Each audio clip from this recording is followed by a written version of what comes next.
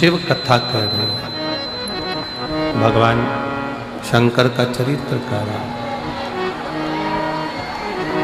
शिव महापुराण की कथा वर्णन कर रहे हैं।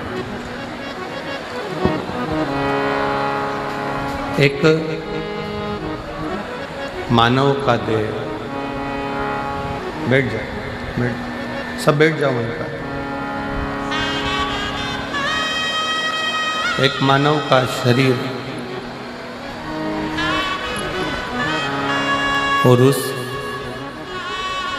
मानव के शरीर में मेरे शंकर का वास है,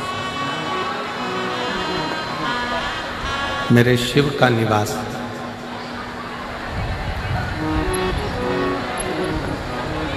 श्री वेदव्यास जी ने अपनी कथा में वर्णन किया। श्री वेदव्यास जी ने शिव महापुराण में वर्णन किया है कि मानव हो, पशु हो, पक्षी हो, जीव हो, जंतु हो, इसमें सब में, जैसे गुरु नानक देव जी कहते हैं बाले, ऐसा कोई स्थान नहीं है जहां वो रब नहीं।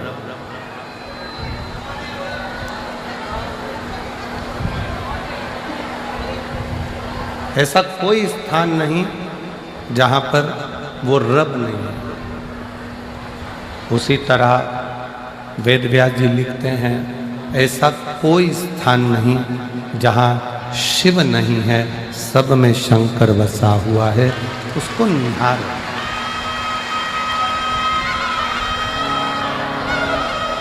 उसको पहचानना। बस इतना याद रखो कि उसको पहचानने के नेत्र हमारे पास में नहीं, उसको देखने के नेत्र हमारे पास में नहीं। और जिस दिन हमारे पास में उस देव अधिदेव महादेव को देखने के नेत्र प्राप्त हो गए, समझ लेना कि उस दिन हमारा मृत्यु लोक में जन्म लेना सार्थक हो गया।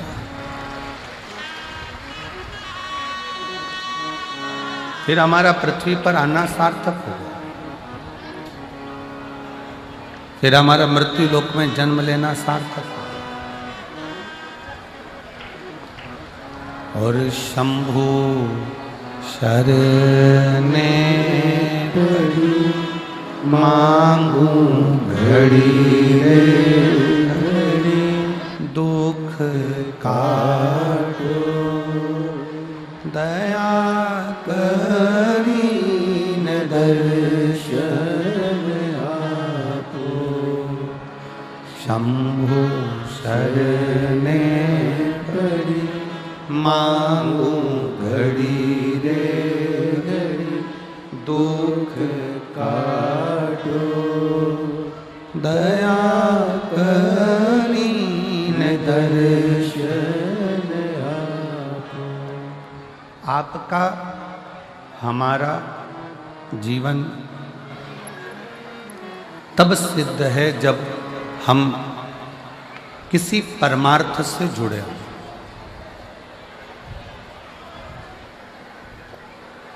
कितना सुंदर कहा है किसी ने कि समय, सांप और संपत्ति,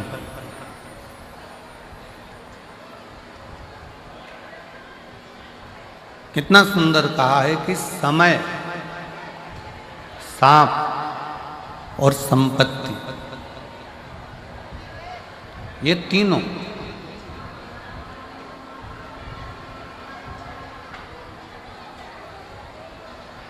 कब आते हैं, कब जाते हैं, कैसे आते हैं, कैसे जाते हैं, मालूम ही नहीं पड़ पाता।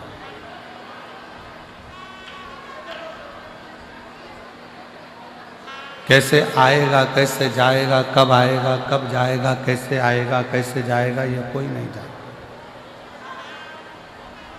मेरी जीजियों,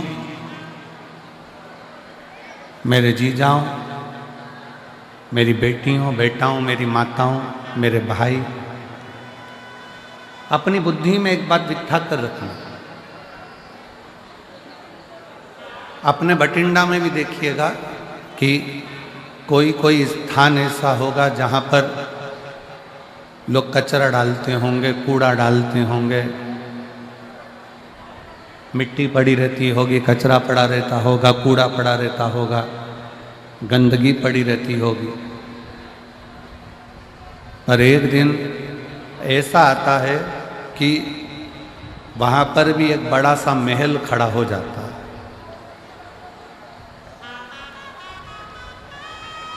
उसको बदलने में भी समय नहीं लगता, तुरंत बदल जाता।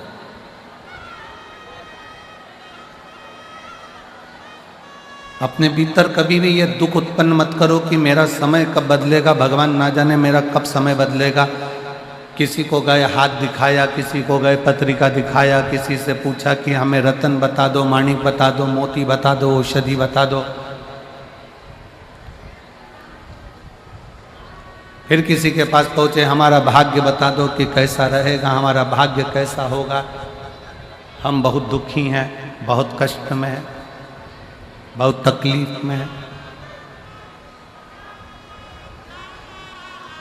शिव महापुराण की कथा कर रही, अपना हाथ किसी को दिखाने से अच्छा है अपने हाथ में एक लोटा जल पकड़ो, शंकर जी के चढ़ाओ और वो हाथ शिव जी को पकड़ाओ।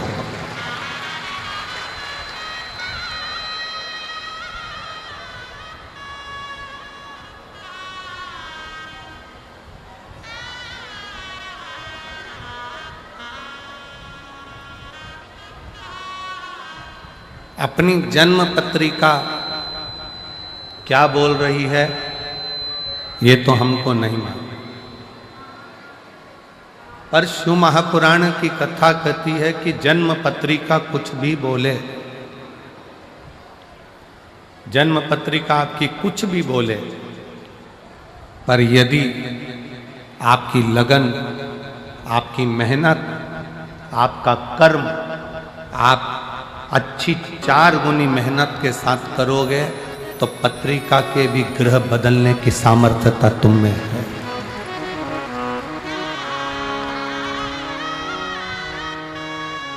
पत्रिका भी तुम बदल सकते हो, जन्म लग्न भी तुम बदल सकते हो, नक्षत्र भी तुम बदल सकते हो। काहे से? अपनी मेहनत से, अपनी लगन से, अपनी मेहनत से।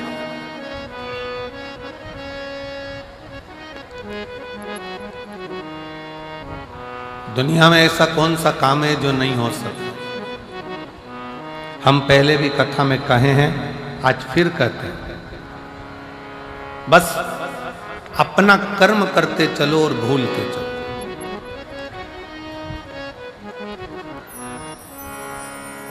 ये दुनिया में जितनी प्रकृति दिख रही है आपको, ये दुनिया में जितने बड़े बड़े वृक्ष आपको नजर आ रहे हैं, इस संसार में, इस पृथ्वी पर जितने बड़े बड़े पेड़ वृक्ष आपको नजर आ रहे हैं, ये वृक्ष लगाने वाला कोई दूसरा नहीं होता। एक गिलहरी किसी फल के बीज को लेकर जाती है, रखती है, अभी थोड़ी देर से खाऊंगी, फल वहीं पर रखा की रखा रह जाता है, बीज वहीं रखा की रखा रह जाता है और गिलहरी भूल जाती है। गिलहरी फिर किसी बीज को पकड़ कर लाती है, गिलहरी फिर किसी बीज को उठा कर लाती है, उसे रखती है, थोड़ी देर से खाऊंगी, और वो बीज वहीं पर भूल जाती है। आखिरी में होता क्या है? गिलहरी जो बीज भूल कर गई है, वही बीज एक दिन वृक्ष का रूप ले लेता है और दुनिया में फल भी देता है और छाया भी देता है।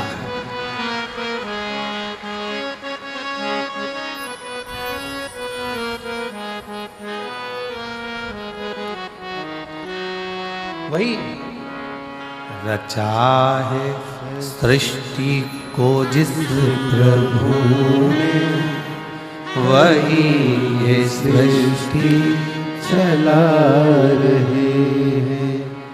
रचा है सृष्टि को जिस प्रभु ने, वही ये सृष्टि चला रहे हैं।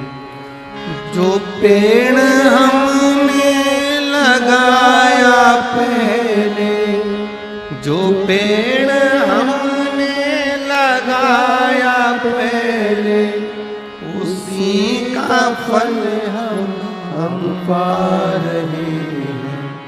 रचा है सृष्टि को जिस प्रभु ने, वही ये सृष्टि चला रहे हैं।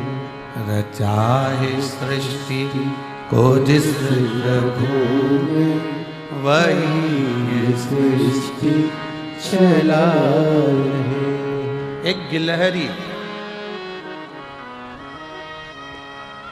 बीज को रखकर भूल गई, पेड़ बन गया, वृक्ष बन गया, छाया भी हो गई, फल भी मिल गया। गिलहरी बीज रखकर भूल जाती है और वो पेड़ बन जाता है, वृक्ष बन जाता है, छाया भी मिलती है, फल भी मिलता है।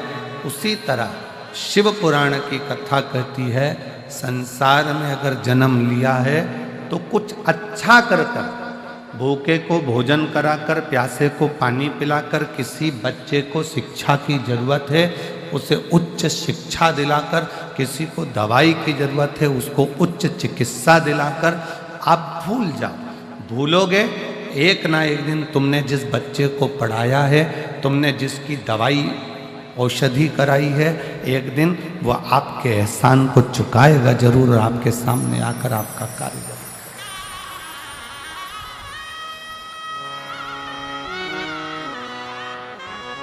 सत्कर्म करो और भूलो।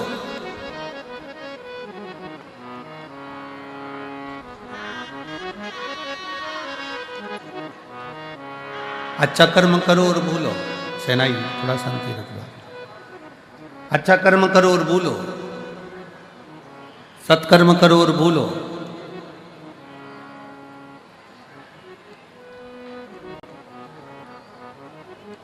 शिव महापुराण की कथा तो यहाँ तक कहती है कि आप अगर भगवान की भक्ति माला भी जप रहे हो ना, तो गिनकर मत जपना कि मैंने 10 जपी कि 5 जपी कि 4 जपी कि 3 जपी।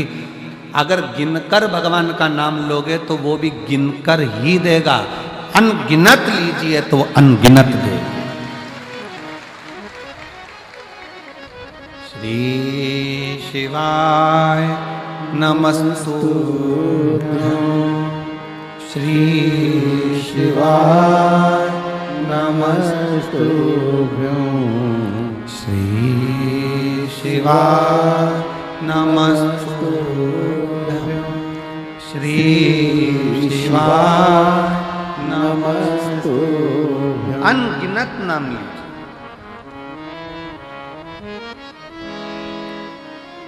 अनगिनत। और जब आप अनगिनत नाम लोगे, 5 लिया कोई बात नहीं, 4 लिया कोई बात नहीं, 3 लिया कोई बात नहीं, 10 लिया कोई बात नहीं, गिनकर भगवान का भजन नहीं करना। गिनकर भगवान का भजन नहीं करना।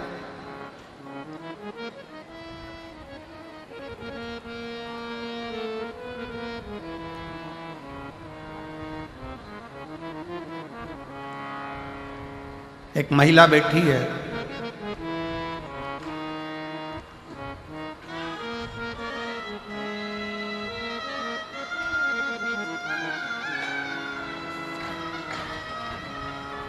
मेरा नाम रानी है, मेरे पति का नाम ओम प्रकाश है और मैं अबोहर पंजाब से आई हूँ। कहीं बैठी हो तो हाथ हिला सकती हो। अबोहर पंजाब। मेरा नाम रानी है, मेरे पति का नाम ओम प्रकाश है और मैं अबोहर पंजाब से हूँ। कहीं बैठी हो हाथ हिला सकती हो। बच्चा आया हो साथ में तो लेकर आ सकते हो। मेरा मोबाइल नंबर है। मेरी शादी 1997 में हुई थी। जम के बोलो कब हुई? 1997, 97। 15 साल तक हमने डॉक्टरों का इलाज करवाया पर औलाद का सुख नहीं। 1997 में शादी हुई और 15 साल इलाज करा कर थक गए पर औलाद का सुख नहीं। तब किसी रिश्तेदार ने कहा कि वो सियोर वाला महाराज टीवी पर कथा करता है, आस्था चैनल पर आती है, शिव पुराण बोलता है, पंडाल में बैठकर अगर मांगा जाए तो बाबा देता है। शादी के 97 से 2024 में 27 साल हो गए, औलाद नहीं। और 27 साल जब औलाद नहीं हुई तब वो भटिंडा पंजाब की कथा में पिछले वर्ष जो कथा हुई थी 23-24 में, उसमें वो पहुंच गई और बाबा से पंडाल में बैठकर भूमि को नमन कर कर गर्भ से लगाकर प्रार्थना करती है कि दुनिया मुझे बांझ करती है, मेरे घर औलाद नहीं है। औलाद मैंने टीवी पर सुना है कि पंडाल में बैठकर जो मांगा जाता है वो तू देता है। क्या सही में देगा? मैं शंकर के मंदिर जाती हूं तो लोग हंसते हैं कि ये मंदिर जाने लगी, बताओ कौन शिव, कहाँ का शिव। पर ऐसा नज़ारा कभी नहीं देखा। 18/10/2024 को मेरे घर में बाबा की कृपा से 27 साल के बाद बेटे ने जन्म ले लिया।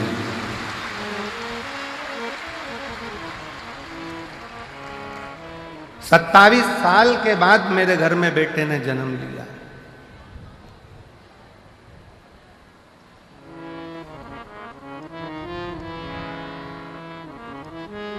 गुरुजी,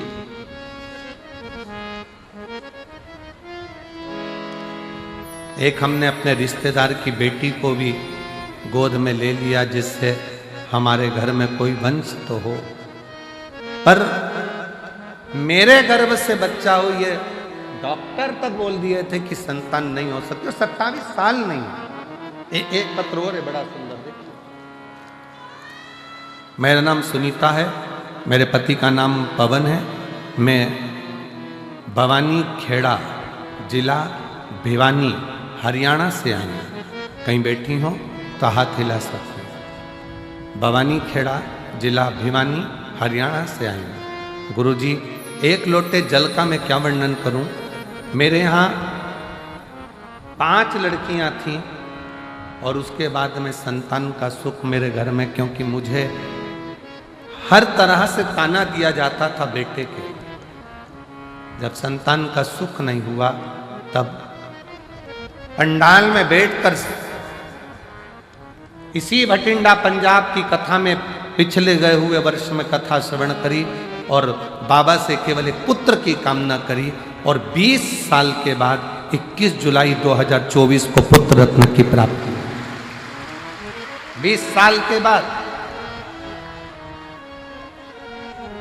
आपका विश्वास, आपका भरोसा, आपकी दृढ़ता,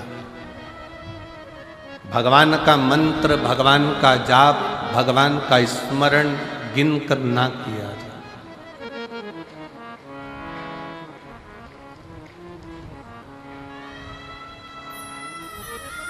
गिनकर नहीं, 15 बार जाप कर लिया, 10 बार जाप कर लिया, 5 बार कर लिया, 3 बार कर लिया, 4 बार कर लिया। हमारे भटिंडा में हमने 2 बार कथा सुन ली। ना ना ना, भगवान से प्रार्थना करना, बाबा ऐसी करुणा करना, इतनी झोली भर देना कि अगली बार मैं कथा कराऊं भटिंडा में और बाबा को बुलाऊं कि तू कृपा।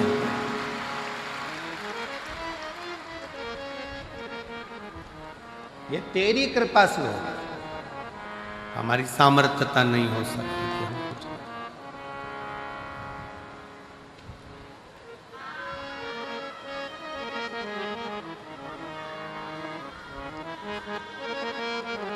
ये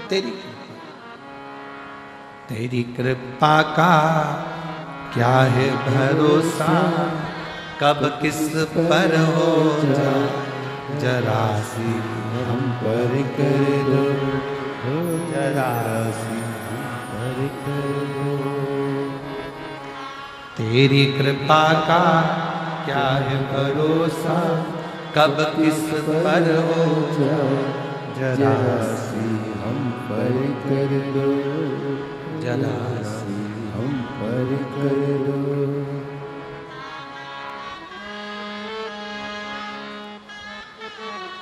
शिव तत्व है, शंकर औघड़ी है।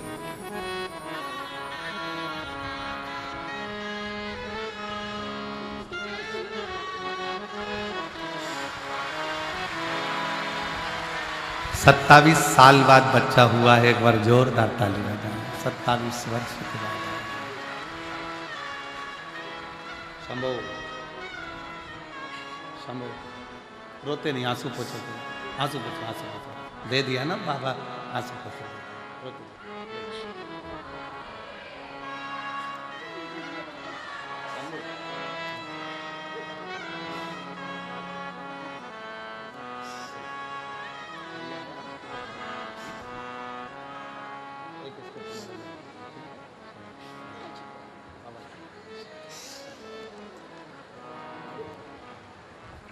जिस पर भी कृपा हो तेरी, वो ही भव पार हुआ, भव पार हुआ।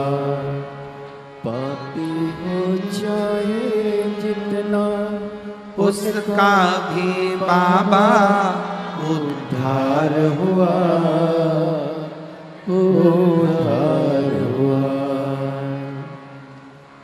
गिद्ध अजामिल गणिका तेरे, मन को कितना भाए जरा सी हम पर कर दो, जरा सी हम पर कर दो। तेरी कृपा का क्या क्या है भरोसा, कब किस पर हो जाए जरा सी हम पर कर दो, जरा सी हम पर कर दो। उससे विनय कर, उसके आश्रित रहे। हाथ दिखाने से काम नहीं चलेगा, हाथ में एक लोटा जल पकड़कर शिव के मंदिर जाने से काम चढ़ेगा, और अपनी मेहनत करने से काम चढ़ेगा।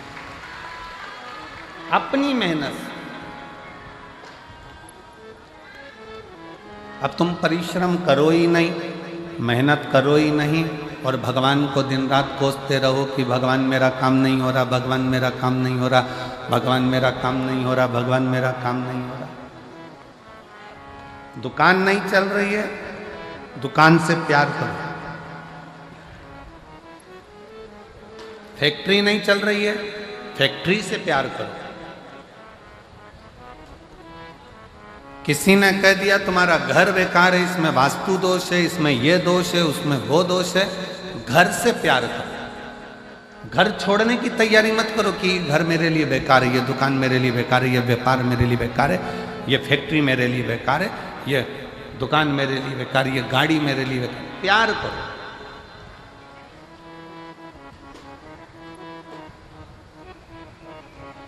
आज महिला दिवस है,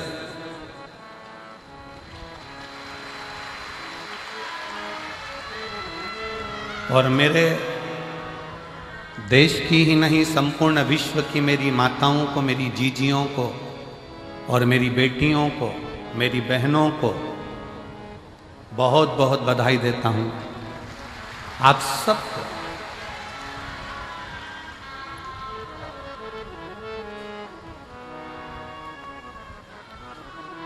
और मेरा बहनों से, मेरी बेटियों से, मेरी माताओं से निवेदन है कि तुम कमजोर नहीं हो। अब आज के युग में नारी अबला नहीं है। आज के युग में नारी झांसी की रानी और अहिल्याबाई और जीजाबाई। अबला ना समझिए। एक पंजाब की एक बड़ी सुंदर सी, एक बहुत विश्वासपूर्ण एक फिल्म हमें आशीष जी ने थोड़ा सा उसका टेलर, एक गीत सुनाया था, बीबी रजनी। रजनी बीबी है कि बीबी रजनी? बेबी रजनी। उसमें उस बेटी का हमने जो बीबी रजनी का जो जीवन लेख देखा, उसमें उसके घर के लोगों ने भी उसका विवाह एक ऐसे व्यक्ति से करा दिया था जिसके शरीर में ढेर रोग था, पर उसका विश्वास वाहे गुरु जी पर था, तो वो रोग भी उसका एक दिन समाप्त हो।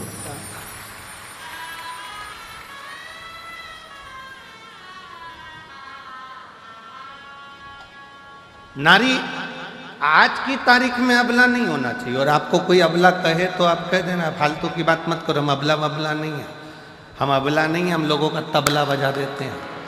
अबला बबला हमको समझना।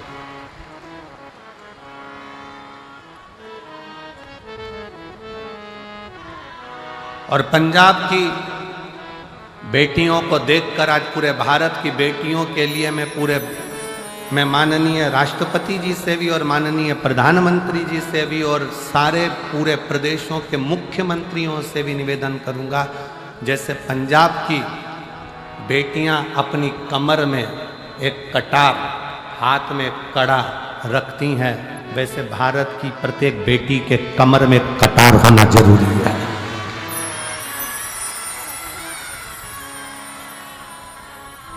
प्रत्येक भारत की बेटी के कमर में एक कटार होना जरूरी है।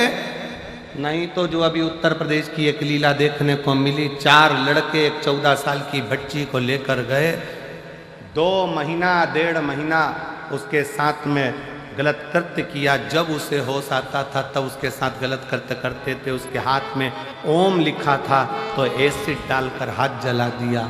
खाने को भूख लगती 1.5 महीने तो उसको मांस खाने को दिया जाता, और जब होश आता फिर उसके साथ गलत कृत्य होता। मेरा निवेदन है शासन प्रशासन से, आने वाले समय में हर बेटी के कमर में कटार डाल दीजिए। जो गुरु नानक देव जी ने ज्ञान दिया है वो धारण करो।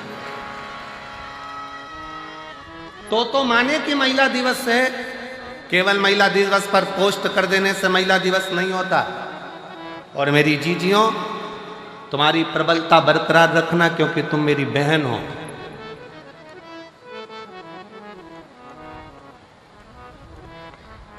दुनिया के लोग कहते हैं नारी अबला होती, हम कहते अबला अबला नहीं होती। शादी के समय पर बारात लेकर 100 लोग आते हैं, और कितनी बड़ी शेरनी होगी अकेली डोली में बैठ कर जाती है, किसी के माई के लाल में दम हो तो मिल जाए। वो तो सुआए थे, ये तो अकेली गई है। ले आधी कमरिया पे साड़ी आई, भाई अंटी की बारी क्या करना।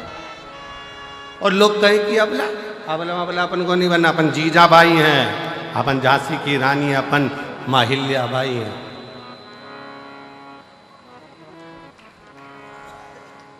डरना नहीं है। भगवत स्मरण में एक स्त्री में वो बल होता है। वो कहे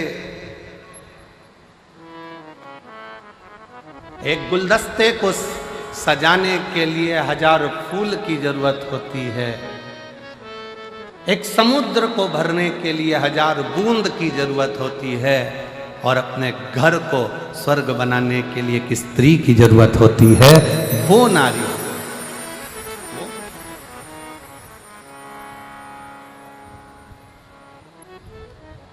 कोई कहे कि ये घर बेकार है, वास्तु दोष हो गया, ये दोष हो गया, वो दोष हो गया। सारे दोष हमने घर में देखे, सारे दोष हमने दुकान में देखे, सारे दोष हमने फैक्ट्री में देखे, सारे दोष हमने गाड़ी में देखे। अपना कोई दोष नहीं है क्या संसार में?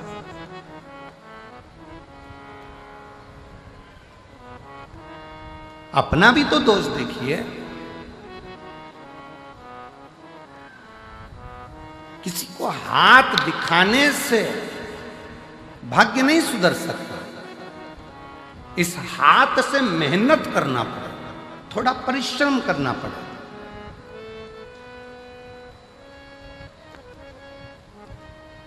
इस हाथ से एक लोटा जल भरकर शिव के मंदिर तक, शंकर के शिवालय तक जाना पड़े, शिव की चौखट तक जाना पड़े, तब कहीं आपकी मेहनत, परिश्रम रंग लाए। समय, सांप और संपत्ति, ये तीन कब आते हैं कब जाते हैं पता नहीं पड़ता। सांप दिखेगा और गायब हो जाएगा, कब आएगा कब जाएगा मालूम नहीं पड़ेगा। संपत्ति, धन आज है कल नहीं, किसको मालूम?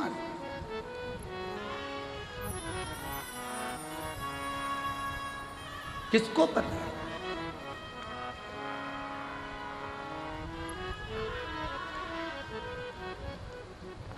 महाराज,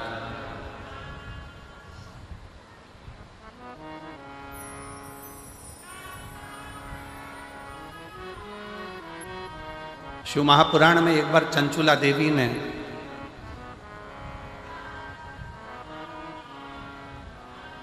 शिव पुराण की कथा सुनते सुनते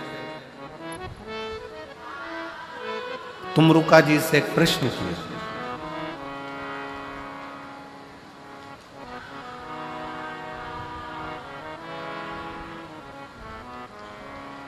तुमरुका जी से एक प्रश्न किया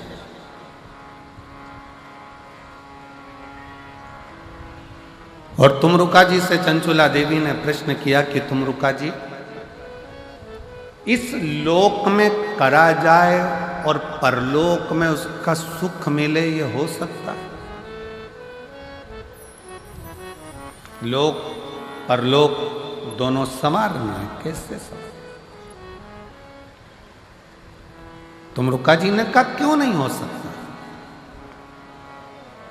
हम यहां करें और वहां भरे, क्यों नहीं हो सकता?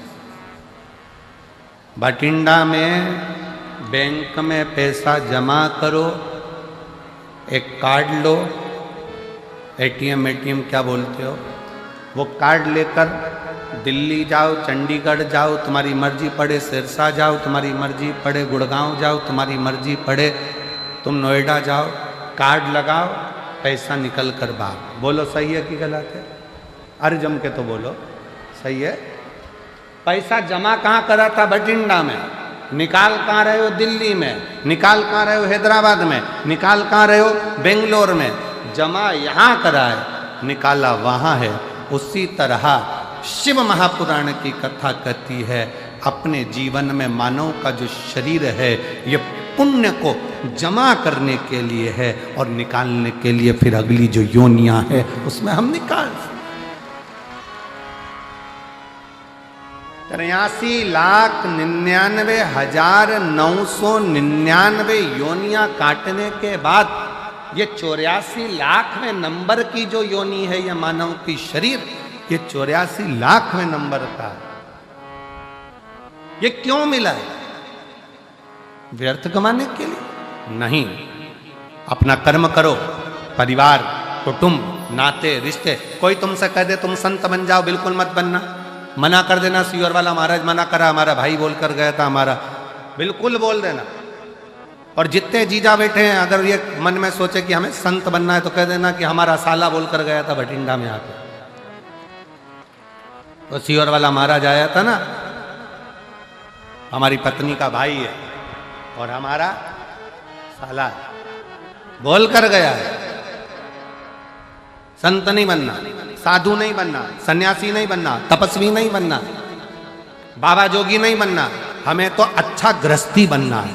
हम अपने घर में जितने लोगों के साथ रह रहे हैं उनके साथ स्माइल देकर रहते रहें और उनका भरण पोषण करते हुए अपनी जिंदगी मंजिल तक पहुंच जाएं। ये सबसे बड़ा आश्रम होता है गृहस्था आश्रम। घर में रहकर भजन करना कठिन है, बहुत कठिन।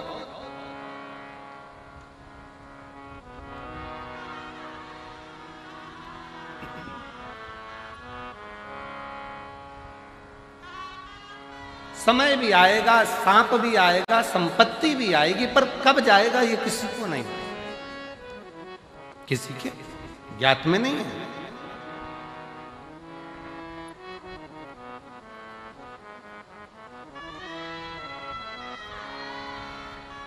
क्या इस लोक में किया गया परलोक में प्राप्त हो सकता है? क्यों नहीं? करो।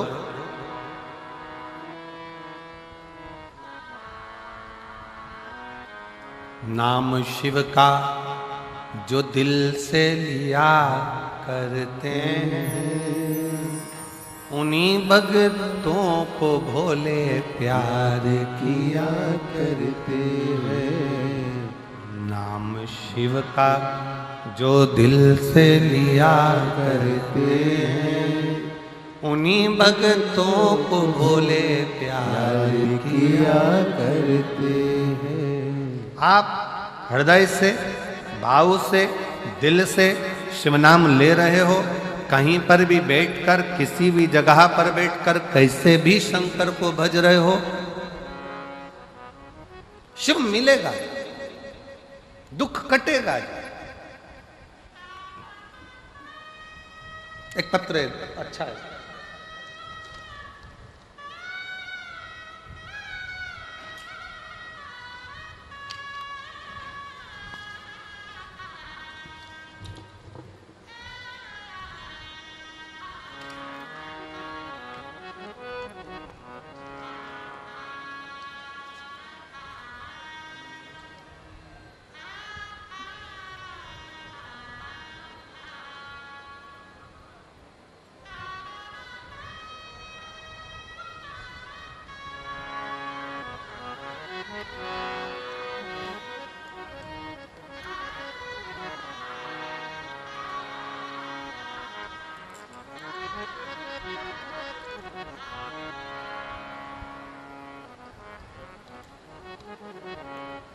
मनीषा, मेरा मोबाइल नंबर ये है। मेरे पति भटिंडा में आर्मी में कार्यरत है। भटिंडा आर्मी में मेरे पति कार्यरत हैं। आप ही हैं? आ जाओ, एक बेलपाती ले जाना, आ जाओ। मैं मनीषा हूँ, मेरा मोबाइल नंबर ये है। मेरे पति भटिंडा में आर्मी में कार्यरत हैं। गुरुदेव, मेरी माँ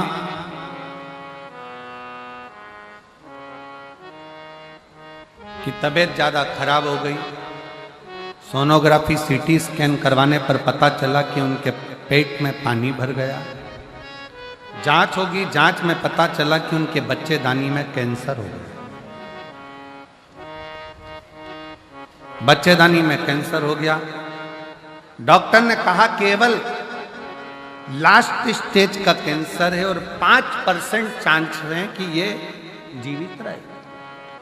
5% से ज्यादा चांस इसके नहीं। फिर भी आप ऑपरेशन कराओ तो भी है जीवित, उतना ही रहेगी जितना बताया गया, और ना कराओ तो भी उतना ही रहेगा। फिर भी मन नहीं माना। हमने डॉक्टर साहब से कहा कि आप ऑपरेशन की तैयारी।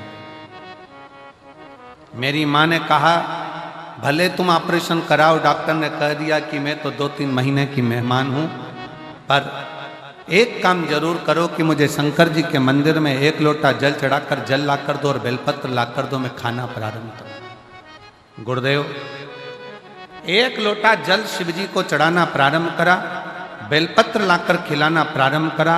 डॉक्टर ने ऑपरेशन कर कर भी कह दिया था कि यह 5% है, ये इतना महीना, साल 2 साल नहीं निकाल सकती। 2 से 3 महीने निकालने की बोली थी, आज बाबा की कृपा से मेरी माँ रुद्राक्ष का जल और एक बेलपत्र से पूर्ण तरह से स्वस्थ हो गई है और उसका शरीर काम करने लगा और आज साल हो गया।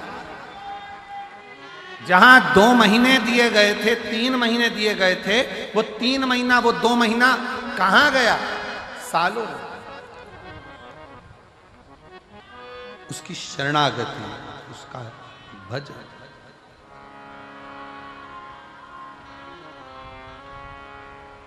और मेरे भोले तेरा सहारा है, मेरे भोले तेरा सहारा है, मेरी नैया का तू किनारा है, मेरी नैया का तू किनारा है।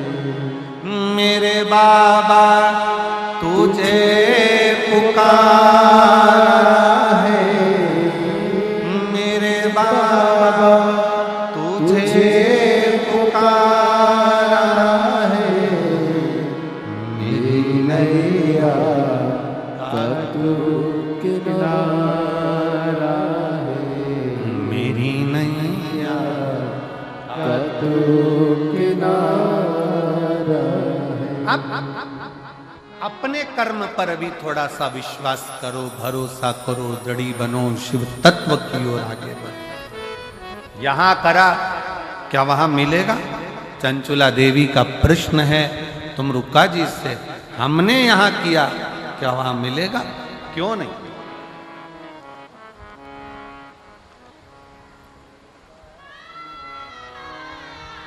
कई लोग ऐसे भी हैं, भारत में कमाया, विदेश में जाकर मकान बनाया, गाड़ी ली, जमीन ली, फैक्ट्री बनाई। यहां कमाया, वहां जाकर जमीन, फैक्ट्री, दुकान, मकान सब करा। कई ऐसे भी हैं कि वहां कमाया विदेश में और यहां खरीदा। उसी तरह मृत्यु लोक में, मानव शरीर में भगवान का भजन करते हुए, उस ईश्वर को, उस रब को याद करते हुए, उसका भजन करते हुए, एक लोटा जल चढ़ाते हुए आगे बढ़ते चलो, तो हो सकता है कि यहां करोगे तो वहां तक प्राप्त हो सकता। यहां करा, वहां मिला, प्राप्त हो सकता। आ जाओ।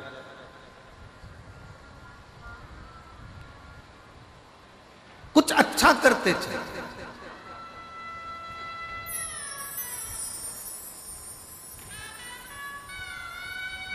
अच्छा करते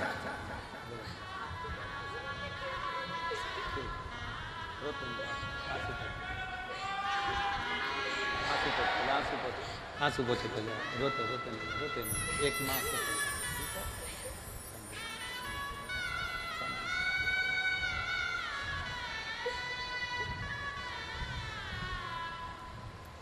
कुछ कर्म करते चले।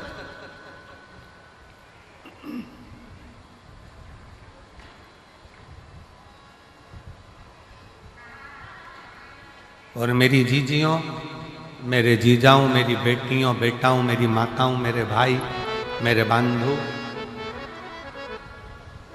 आप पंडाल में बैठकर शिव महापुराण की कथा सुन रहे हो। भले 5 दिन मिले, आज कथा का 3रा दिन हो गया, कल कथा का 4था दिन रहा। और जितने बैठे हो इससे दुगने कल कथा के पंडाल में दिखेंगे आप। मेरा श्री अमरजीत सिंह जी से, श्री पदमजीत सिंह जी से निवेदन है कि कल पंडाल को बिल्कुल दीवार से टच कर दो। इधर भी जितनी दीवार है वहाँ तक खूब लंबा चौड़ा पंडाल लगा दो, जिससे किसी को गर्मी में, धूप में खड़ा रहना ना पड़े और तकलीफ ना। चारों तरफ पंडाल खींच दिया। 2 दिन है और हम भी प्रयास कर रहे हैं, आस्था वालों से हमने भी बात करी है कि जो 1 बजे कथा होती है उसमें थोड़ी धूप ज़्यादा होती है, तो कल कथा 2 बजे से 5 बजे तक रहेगी, जिससे थोड़ी ठंडक हो जाए। पूरा प्रयास करा गया। तो कल की कथा का समय 2 बजे से 5 बजे तक रहेगा और परसों कथा का विराम है, इसलिए कथा का समय सुबह 8 बजे से 11 बजे तक रहेगा। कल कथा का कौन सा दिन माना जाता है? शिवरात्रि। कल की कथा 5वें दिन के पहले जो चतुर्थ दिवस है और 7 दिन की कथा में जो छठा दिन होता है वो शिवरात्रि के रूप में शिव कथा में माना जाता है। जो लोग पूरे 5 दिन या 7 दिन की कथा नहीं सुन पाते वो कल की कथा सुनने के लिए आते हैं और परसों विराम वाले दिन सुबह की कथा सुनकर झोली पसार बाबा को विनय कर कर अपने अपने घर को चले जाते हैं और 3 महीने में उनका पत्र फिर व्यासपीठ पर आ जाता है।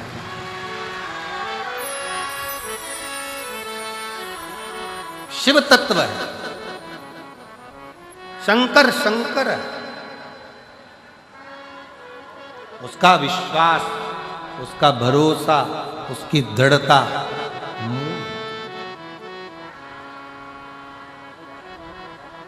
जितना जितना भरोसा कर कर शिव पर चलो, जितना, और ये भरोसे का ही प्रताप है।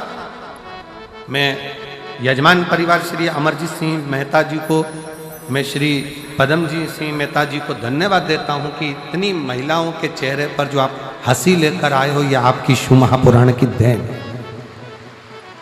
भटिंडा में जो आपने कथा करवाई है, इतने शिव भक्तों के चेहरे पर जो प्रसन्नता आई है, कथा आपने जो कराई, ये उसकी एक आनंद प्रसन्न,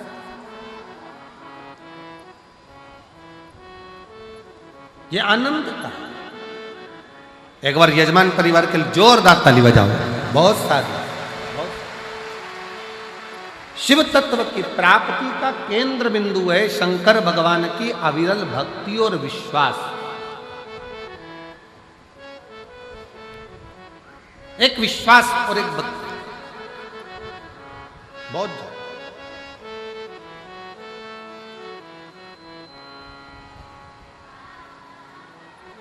फिर कथा में वर्णन किया गया एक समय बदलता है। समय कब क्या आएगा, कैसा आएगा, क्या होगा, ये किसी को नहीं, किसी को नहीं।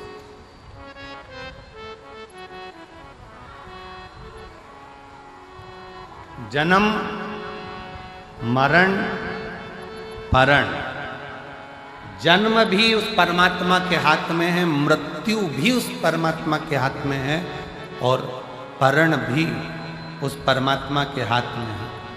परण मतलब शादी। डॉक्टर ने कह दिया कि बहू की डिलीवरी होगी, इतने तारीख को होगी, मालूम पड़ा दर्द आने लगे, 2 महीना, 3 महीना, 1.5 महीना, 1 महीना, 15 दिन, 6 दिन, 5 दिन पहले हो गए या 5 दिन बाद। लोगों ने देखकर कह दिया था तुम्हारे लड़की की शादी बस इस साल हो जाएगी, मालूम पड़े 1.5 साल निकल गया, शादी नहीं पक्की।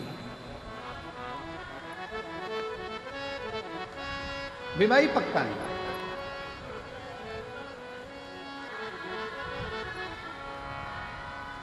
डॉक्टर ने कह दिया घर ले जाओ, इनकी अंतिम सांसें चल रही है, सेवा करो, मालूम पड़े 2 साल निकल गए, 4 साल निकल गए।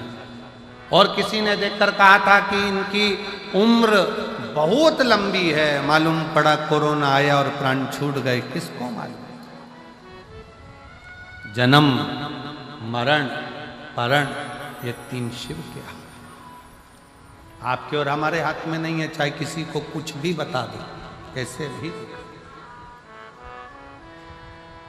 अच्छा कर्म करते चले, श्रेष्ठ कर्म।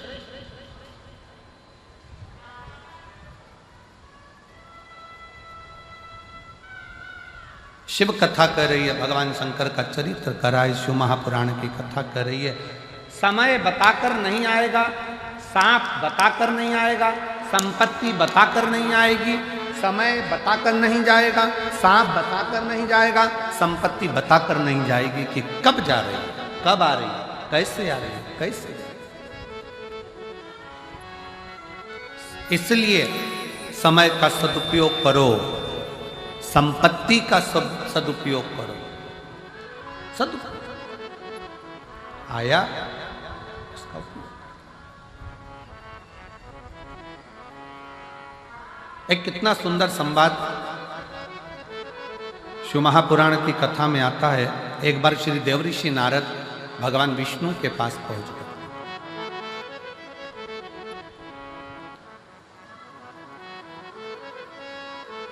श्रीमन नारायण, श्रीमन नारायण, श्रीमन। और देवऋषि नारद भगवान विष्णु के पास में गए तो भगवान विष्णु से कहा, प्रभु मनुष्य के पास कब समय अच्छा आता है, कब बेकार आता है, उसको मालूम नहीं पड़ पाता है। कब उसे संपदा मिलेगी, कब नहीं मिलेगी, उसको ज्ञात नहीं हो पाता।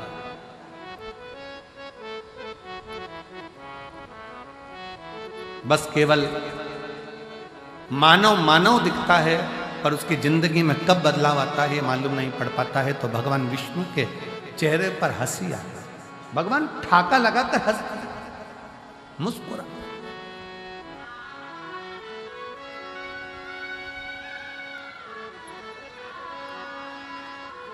खूब हंसे। और नारद जी का हाथ पकड़कर भगवान नारायण उनको शंकर जी के पास में ले गए। बाबा भोलेनाथ बैठे थे। शंकर भगवान को नारद जी का कोई संवाद नहीं मालूम है, शंकर भगवान को भगवान विष्णु का कोई संवाद नहीं मालूम है, शंकर भगवान को इन दोनों की कोई बात नहीं मालूम है। पर पहुंचे और पहुंचते से भगवान शंकर हंसना प्रारंभ हो गए, शिव जी मुस्कुराना प्रारंभ हो गए। नारद जी से सहन नहीं हुआ। नारद जी ने पूछ लिया, प्रभु हमने ना तो हमारी बात आपने सुनी, ना भगवान विष्णु की बात आपने सुनी, और आप हंस रहे, आप मुस्कुरा रहे, इसका कारण क्या? भगवान शंकर ने कहा, नारद मैं जानता हूं कि तुम क्या पूछना चाहते हो, कि संसार सागर में सब एक जैसे नजर आते हैं, पर ना जाने किसका ग्रह, किसका समय कब बदल जाए और कौन कहां बैठ जाए, इसका भरोसा नहीं किया जा सकता। इसका भरोसा नहीं किया जा सकता।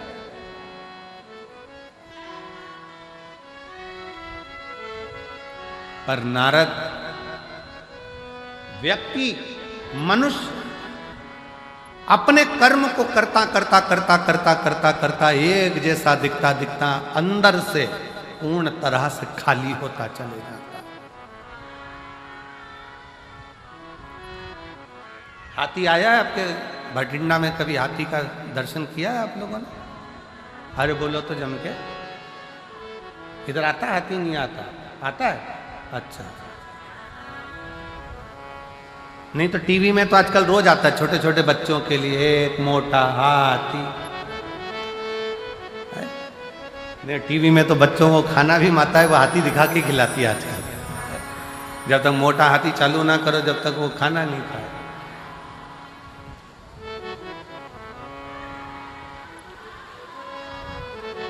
हाथी देखा होगा। हाथी को बेल का फल, यहां क्या बोलते हैं उसको, बेला। हाथी को अगर बेल का फल दे दिया जाए खाने के लिए तो हाथी उसको फोड़ के खाता है क्या? जम के बोलो जरा। नहीं, हाथी क्या करता है, उस बेल के फल को सूंड में लेकर मुख में उतार कर पेट में रख ले।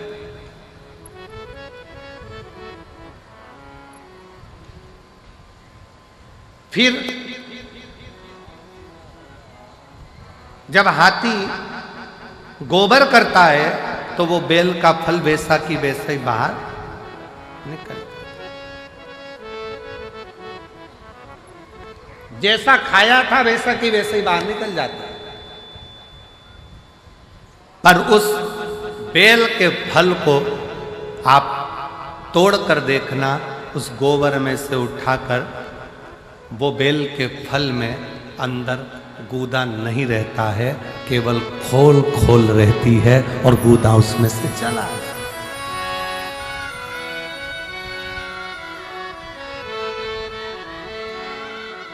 बेल का फल वैसा कि वैसा ही है। हाथी को जो बेल का फल तुमने खिलाया, बेल फल जो तुमने खिलाया, वो बेल फल हाथी ने खाया। खाने के बाद हाथी उस बेल के फल को खा लिया। गोबर में वो बेल वैसा की वैसा ही जैसा तुमने खिलाया था, एक दिन 2 दिन में वो निकल गया। पर उस बेल के फल में अंदर जो गुर्दा रहता है, बेल के फल के अंदर जो गुर्दा भरा होता है, वो गुर्दा पूरा की पूरा खाली था, केवल खोल खोल थी और अंदर कोई गुर्दा नहीं, कोई गुर्दा नहीं। भगवान शंकर कह रहे हैं, नारद, जैसे केवल खोल रह जाती है और हाथी का पाचन क्रिया से वो गुर्दा बाहर निकलकर हाथी उसको पचा लेता है, उसी तरह संसार सागर में जब मनुष्य आखिरी में इस संसार को छोड़कर जाता है तो केवल एक खोल रह जाती है, बाकी का तो जो परमात्मा का था वो परमात्मा में विलीन होता है। परमात्मा का परमात्मा में मिल गया, भगवान का भगवान में मिल गया, परमात्मा का परमात्मा में समाहित हो गया।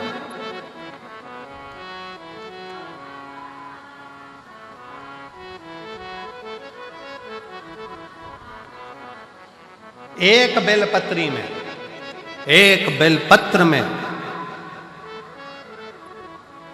एक बेलपत्र में वो तत्व होता है। अगर शंकर पर चढ़ी हुई बेलपत्र को आप खा रहे हो तो उस बेलपत्र में वो फल होता है कि आपके शरीर के जितने रोग हैं, चाहे वो बीपी हो, चाहे शुगर हो, चाहे थायराइड हो, चाहे सोराइसिस हो, जो भी बीमारी है शरीर धीरे। हाँ, कई लोगों को बेलपत्र खाने पर जीवान में छाले आ जाते हैं, किसी किसी को बेलपत्र खाने पर जीवान तोरी तोरी हो जाती है, हारमोनियम। बेलपत्र खाने पर कई बार जीवान तोरी तोरी हो जाती है, बेलपत्र खाने पर कई बार मुख में छाले आ जाते हैं, बेलपत्र खाने पर कई बार भोजन में स्वाद नहीं आता है, भोजन में स्वाद नहीं आ पाता है। तो निवेदन है, आप ऐसे नहीं खा सकते तो उसको पीसकर गोली बनाकर पानी से निगल जाए। पर बेलपत्र हमारे जीवन में, हमारे स्वास्थ्य के लिए लाभदायक है। पहले तो मैं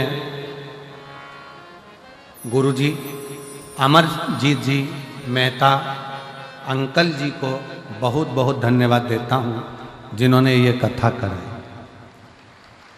मेरा नाम दिव्या है, मैं भटिंडा की रहने वाली हूँ। कहीं बैठी हो दिव्या तो हाथ हिला सकती हो। मैं भटिंडा की रहने वाली हूँ, मेरा नाम दिव्या है। कहीं बैठी हो तो हाथ हिला सकती, और बैठी हो तो एक बेलपत्र लेने आ सकती। मैं श्री अमरजीत सिंह मेहता जी को, अंकल जी को बहुत बहुत धन्यवाद देती हूँ, जिन्होंने हमको कथा सुनने का सौभाग्य दिया। मेरी उम्र 16 साल है। मैं आपकी कथा 2022 से सुन रही हूँ। 2 महीने पहले मेरी माँ को एक बीमारी हो गई थी, जिसका मैं नाम नहीं लिख रही। डॉक्टर ने ऑपरेशन करने का बोल दिया। उस बीमारी का मैं नाम नहीं लिख रही हूं, ऑपरेशन करने का बोल दिया और 10 दिन का समय दिया। जब 10 दिन का समय मांगा, डॉक्टर ने बोल दिया ठीक है, आप 10 दिन के बाद ऑपरेशन कराओ। ऑपरेशन का तारीख निकाला गया और मेरे घर के लोगों ने 1 लोटा जल और एक बेलपत्र का प्रयोग करना प्रारंभ करा। 10 दिन बाद ऑपरेशन था। शिवजी पर चढ़ा हुआ जल और बेलपत्र 10 दिनों तक देना प्रारंभ करा। 10 दिनों के बाद डॉक्टर के पास गए तो उन्होंने कहा कि ये बीमारी बिल्कुल ठीक हो चुकी है, अब ऑपरेशन की जरूरत नहीं। अब ऑपरेशन की जरूरत नहीं है। पत्र को आप लोग एलईडी पर पढ़ सकते हैं। 10 शिवजी पर चढ़ा जल और बेलपत्र 10 दिनों तक दिया। जब हम 10 दिनों के बाद डॉक्टर के पास गए, उन्होंने कहा कि ये बीमारी बिल्कुल ठीक हो चुकी है, अब यह बिल्कुल ठीक है, इसको ऑपरेशन नहीं होगा। गुरुजी बाबा बाबा है, मैं बाबा को प्रणाम करने के लिए आई हूँ।